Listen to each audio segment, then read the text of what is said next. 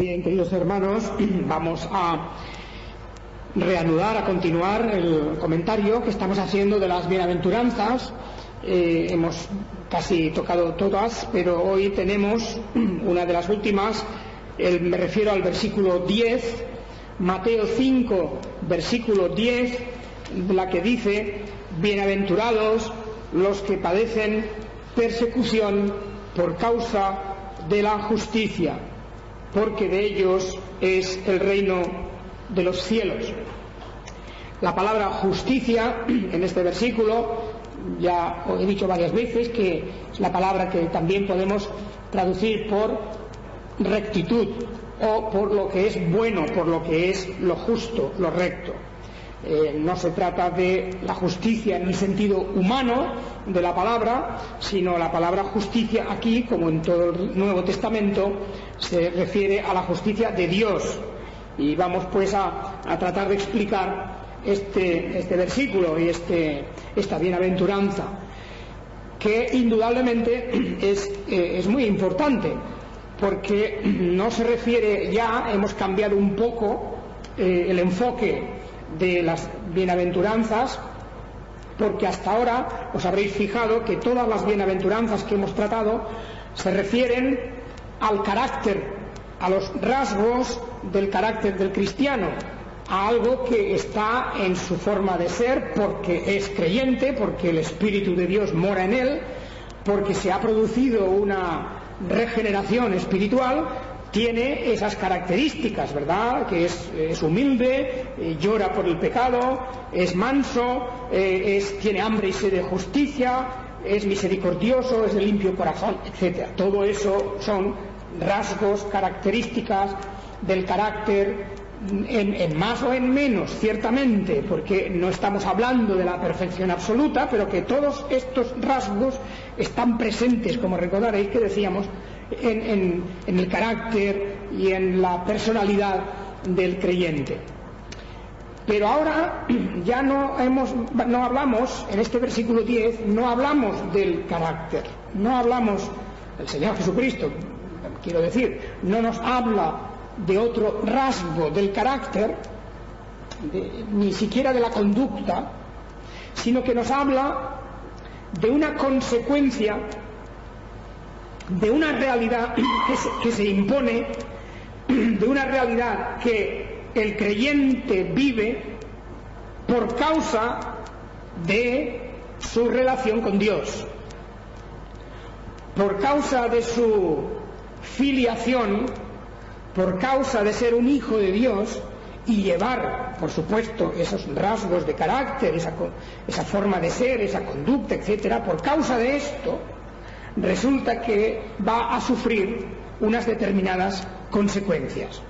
Así que esa bienaventuranza, que casi ya podríamos decir junto con la siguiente forman pues una especie de todo, porque el versículo 11, al quien discute si es una bienaventuranza aparte o es la misma, el versículo 11 también dice algo parecido: bienaventurados sois cuando por mi causa os vituperen y os persigan y digan toda clase de mal contra vosotros mintiendo. Y en realidad es prácticamente una continuación de lo mismo y estamos en la misma cuestión. Pero como veis, dejamos al final de esa explicación que hace el Señor del carácter y de la bienaventuranza, claro, de la verdadera bienaventuranza que comporta el ser de esta manera. Porque ser misericordioso o de limpio corazón o manso o tener hambre y sed de justicia, eso es una gran bienaventuranza, es una felicidad para la misma persona que lo es.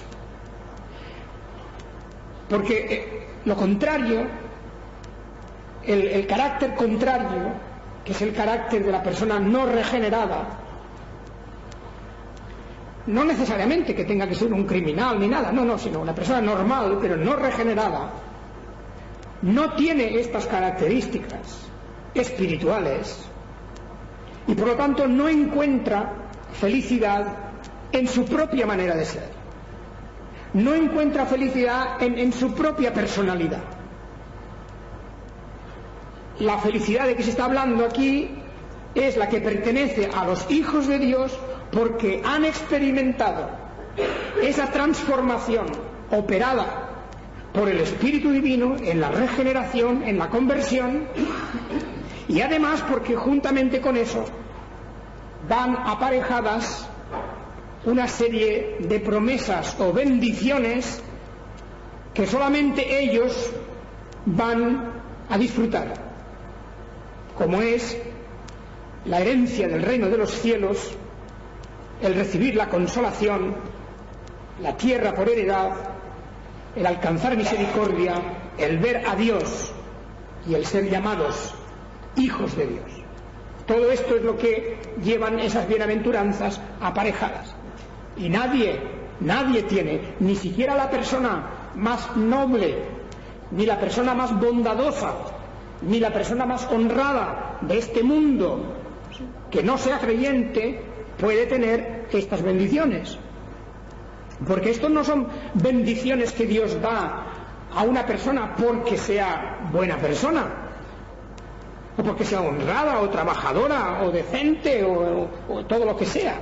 Esas cosas que socialmente se valoran y que son importantes, por supuesto que sí, pero no llevan esas cosas aparejadas las bendiciones que Dios reserva a estos otros, a los pobres en espíritu, a los humildes, o a los que lloran, o a los que tienen hambre y sed de justicia, de la rectitud de Dios, etc.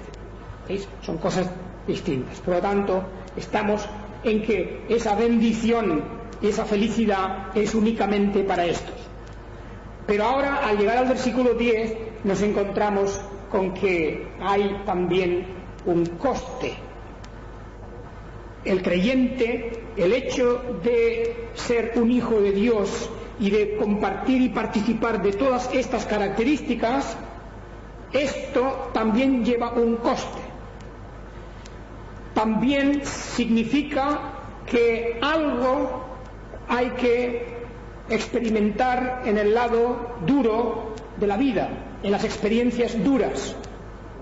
Ese precio no es el precio para comprar la salvación, ni mucho menos, pero sí que nos avisa el Señor que todos aquellos que vayan en pos de Él han de tomar una cruz, han de cargar con una cruz, que todos aquellos que estén determinados y por la gracia de Dios hayan puesto su voluntad en seguir en los pasos del mismo Maestro, van a tener que experimentar cosas duras y difíciles en la vida.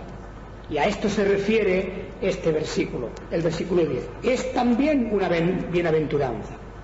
Es también una bienaventuranza, porque, al igual que las demás, también lleva aparejada una promesa que ya ha aparecido antes, la misma que lleva la primera. La primera bienaventuranza dice: bienaventurados los pobres en espíritus, porque de ellos es el reino de los cielos. Y en el versículo 10 se nos dice también: bienaventurados los que padecen persecución por causa de la justicia, porque de ellos es el reino de los cielos. De manera que dos veces, en estas bienaventuranzas, dos veces se promete el reino de los cielos a aquellos que, por una parte, son pobres en espíritu, por otra parte, padecen persecución por causa de la rectitud, por causa de lo que es recto y de lo que es justo. Ahí tenemos, pues, una especie de advertencia. Es como si dijéramos: el Señor Jesucristo, al hablar a los suyos, a sus primeros discípulos y luego a nosotros, no oculta, no esconde la realidad de que ser cristiano comporta y significa también un dolor, un sufrimiento. No nos promete el Señor Jesucristo toda una serie de bienaventuranzas y felicidades sin advertirnos de que el hecho de seguir al Maestro significa precisamente esto: también tener que padecer, dice, padecer persecución. Y ahora vamos a comentar algo de este tema, de lo que significa padecer persecución. Y persecución por una razón concreta, no por cualquier causa, No para hacer persecución por 1000 planteamientos que podría haber en la vida cristiana, sino por una sola causa. Es la que el Señor dice y luego promete, que el reino de los cielos pertenece a aquellos que padecen la persecución por esa causa. Pero también nos vendría bien recordar palabras del Señor Jesucristo en algunos lugares donde Él nos recuerda y Él mismo expresa la idea de que a Él mismo, el propio Señor Jesucristo, Él fue objeto de esa persecución. Y recordamos de una manera rápida la vida del Señor Jesucristo y su enfrentamiento con un estamento religioso de su propio pueblo. Y cuando el apóstol Juan en su Evangelio dice que a los suyos vino y los suyos no le recibieron, no se refiere solo a que no le recibieron en el sentido de indiferencia. No se refiere a que no le recibieron solamente de que le ignoraron o no le hicieron caso. No es esto solo. Es de que de una manera activa hubo una reacción contra él. Y eso lo expresó el Señor Jesucristo en aquellas parábolas de aquel Señor que envió a sus siervos, a los labradores, a recoger su cosecha, y cómo maltrataron a uno y apedrearon al otro y mataron al otro. Y cuando envía al hijo mismo, al propio hijo, para recoger lo que era suyo, también a este se confabularon y lo mataron. Esa reacción negativa contra la persona de Jesucristo no es una cuestión de antipatía personal, era por el hecho de que Él representaba algo. Aquellos labradores malvados que tenían que haber pagado su tributo, aquellos hombres mataron al hijo por ser el hijo del dueño, por lo que representaba, por lo que era. Y una y otra vez el Señor Jesucristo habla de esto en sus discursos, en sus parábolas, en todas las cosas que Él habla en referente a su relación con el mundo. Habla de cómo el mundo le aborreció. El mundo le aborreció. Padre justo, el mundo no te ha conocido. No te ha conocido. El mundo también a Él mismo le aborrece. Y por eso también aborrece a los suyos. Esa expresión ahí tenéis en aquella oración del Evangelio de Juan, del capítulo 17, esa oración de intercesión también recoge esta misma idea de cómo el mundo aborrece a aquellos que guardan la palabra del Señor. La idea esta, sufrir persecución por causa de la justicia, es la misma que se expresa en esta idea de que el mundo me ha aborrecido y el mundo os aborrecerá. Si a mí me han aborrecido, a vosotros también os aborrecerán. Es la idea siempre compartida de que si a Él no le han recibido, a nosotros no nos pueden recibir tampoco. Es decir, ¿quién no nos puede recibir? Pues no nos pueden recibir los mismos que no le recibieron a Él. Por esto, fijaos que no es posible para el cristiano, para el creyente, para la Iglesia que quiera ser fiel, no es posible buscar la componenda o la reconciliación o la amistad o la colaboración con todo lo que representa eso que llama la Biblia el mundo. No es posible, no hay posibilidad, porque ¿cómo vamos nosotros a hacerlo si a Él le rechazaron? ¿Cómo podemos nosotros buscar esa reconciliación o esa paz? O como muchas veces se habla hoy en el mundo, sobre todo en el mundo ecuménico, en todas esas relaciones que poco a poco van empujando hacia una idea de una religión única, de una religión global, de una especie de sentimiento universal, de fraternidad humana, en que, bueno, todos somos hermanos, no importa que tú no creas, etcétera. Y, bueno, ya sabéis que esa es una cosa que está en el ambiente, está en la atmósfera, se ve, lo observamos. No hace mucho tiempo ahí teníamos en Roma una gran reunión ecuménica y allí estaban representantes de todas las religiones, en una especie de dar la impresión de que más o menos todo es lo mismo, de que todos los humanos somos hermanos, de que todas las religiones llevan a Dios, por lo tanto vamos a organizar las cosas de esta forma. Pues cuesta creer que eso pueda ser así cuando el Señor Jesucristo vino a los suyos, a los mismos suyos, a los propios, y no le recibieron y le crucificaron y no le creyeron y dijeron que tenía un demonio y le acusaron de 1000 cosas, desde las cosas más bajas, de que era un hombre glotón y bebedor, a todo lo que se pueda imaginar. Todo eso no se lo acusaban desde fuera, desde Grecia o desde Roma. No eran los paganos los que le acusaron de eso. Vino a lo suyo y los suyos no le recibieron. Los más próximos, los más cercanos. De manera que cuesta creer que nosotros cristianos, si somos seguidores de Jesucristo, podamos entrar en esa especie de atmósfera del ecumenismo, con el canto de sirena del amor fraternal universal y de todos esos intentos que existen realmente de componer una sola religión universal al fin de los tiempos. Pues los pasos se van dando, no lo olvidemos eso, los pasos se van dando, lo cual quiere decir que para alcanzar esa meta soñada por muchos de la religión universal y de la paz universal, hay que dejar por el camino muchas convicciones, hay que dejar abandonadas muchas creencias.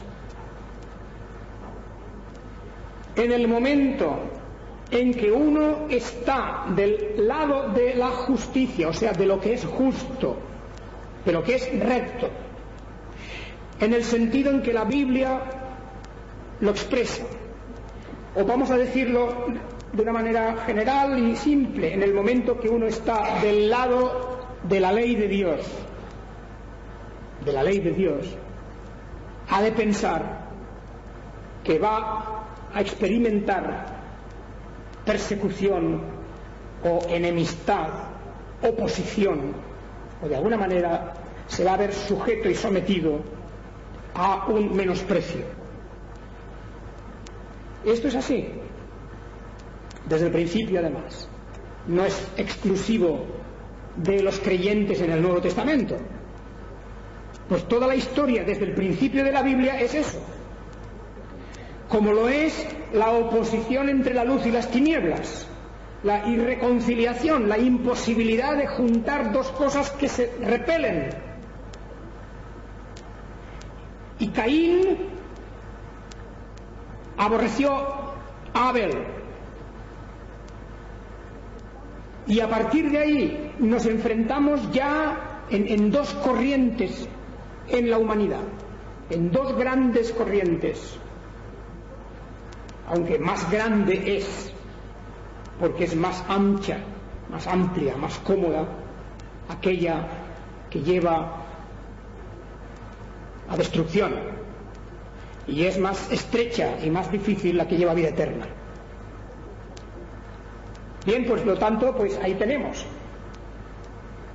Esa es la situación, y no nos tenemos que hacer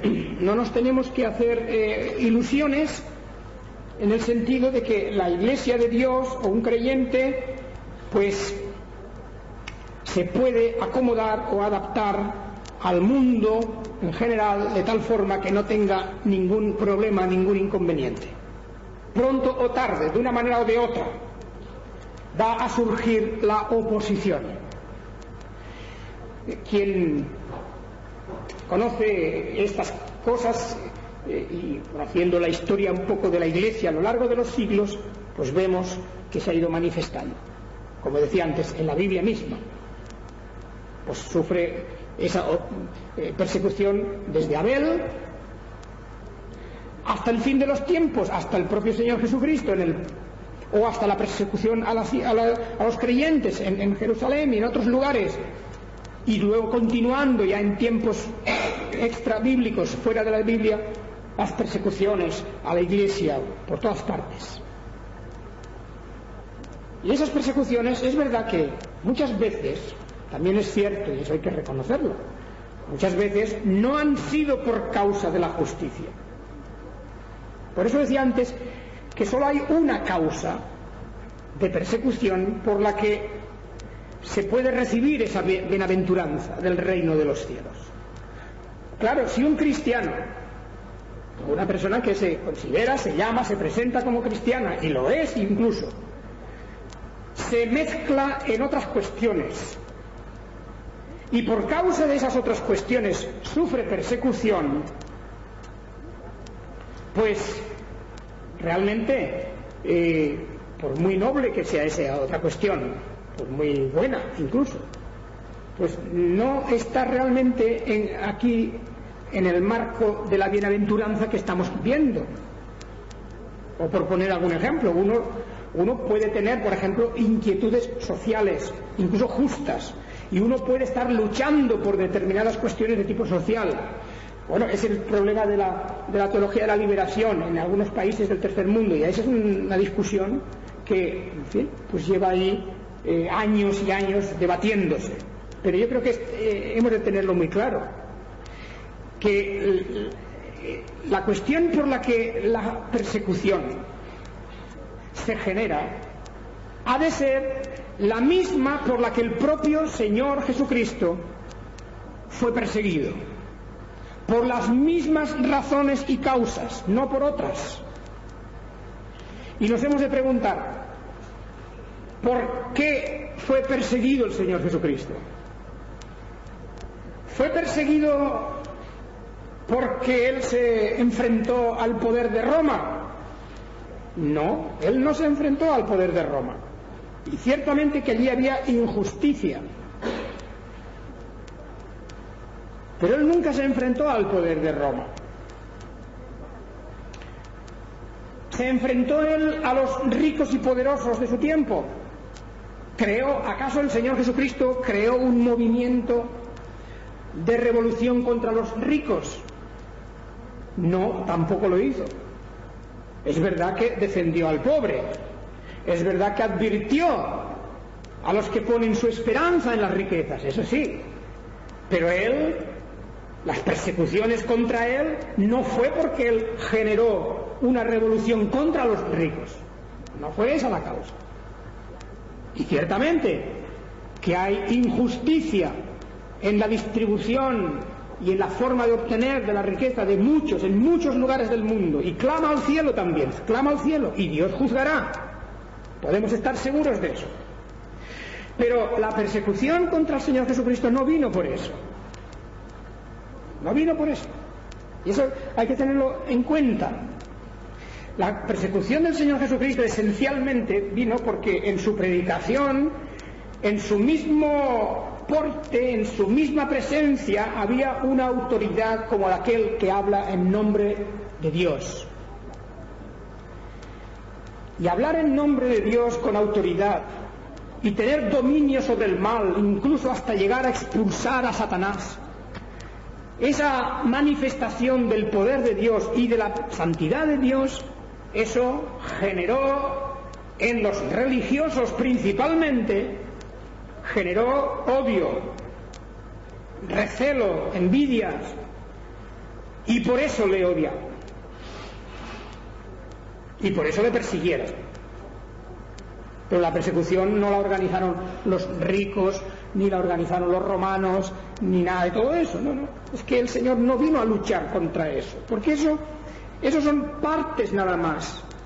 Esos son aspectos de la injusticia o consecuencias de ella. Pero la realidad es que la proclamación de la verdad, el hecho de proclamar la verdad, solo eso genera la persecución. De manera que hemos de estar seguros nosotros de que si alguna vez somos objeto de persecución nosotros mismos, que sea por esto, no por otras cosas. No por otras cosas. Hay casos famosos, alguna vez lo he mencionado en la historia, casos reales. Por ejemplo, en la Edad Media, en la España musulmana, en Córdoba concretamente, donde por un tiempo vivieron cristianos y musulmanes juntos.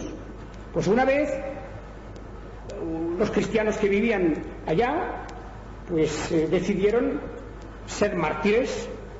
Hubo un momento en que decidieron ser mártires, y para que les persiguieran, para ser mártires, empezaron a provocar, empezaron a hacer cosas con las que ofendían a la sensibilidad musulmana, y efectivamente al cabo de poco tiempo se generó un odio contra los cristianos en aquel lugar, provocado por ellos mismos, y hubo unas matanzas en la Córdoba medieval, en la Córdoba del califato, unas matanzas de cristianos, unas persecuciones contra cristianos, que en realidad no era por el hecho tanto de ser cristianos, sino como por la locura de aquellas personas que provocaron la persecución.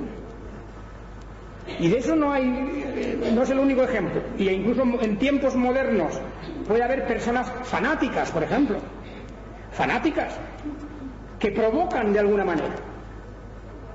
¿Sabéis? Y lo leemos en la prensa a veces, en los últimos tiempos, a la tierra de Israel a veces ha ido gente pues un poco lunática, llamada cristiana, que piensan que tienen que derribar las mezquitas que hay en Jerusalén, en la zona del templo, que tienen que derribarlas, y ha habido gente que ha intentado de alguna manera hacer un daño allí. Claro, eso ha generado pues una oposición, una persecución, etcétera, todo aquello. Bien, eso no es de lo que está hablando el Señor Jesucristo, porque eso no es la justicia, no es la justicia. Cuando un cristiano es perseguido por el hecho de ser cristiano, porque su vida trasluce, manifiesta el carácter de Jesucristo, es perseguido por las mismas causas que Jesucristo fue perseguido, entonces sí podemos decir bienaventurado, porque esa persecución es injusta y porque esa persecución al mismo tiempo tiene la contrapartida de una bendición de Dios y de una promesa de heredar el reino de los cielos, no importa cuánto sufre. En la historia pues hay muchos casos, por supuesto que hemos de hablar de las persecuciones del antiguo Imperio Romano. La mayoría de ellas eran de este tipo, eran persecuciones injustas, simplemente porque llevaban el nombre de cristianos, porque se había generado toda una infamia contra ellos, una mala fama contra ellos. O las persecuciones en la época de la Reforma, la Inquisición persiguiendo a sangre y fuego muchos creyentes solo por el hecho de que se pensaba de ellos que eran herejes, que se apartaban de la autoridad de Roma, etcétera. También aquello fueron en su gran parte, en su gran mayoría, esta clase de persecuciones. Bienaventurados ellos, bienaventurados. Muchos tuvieron que dar la vida,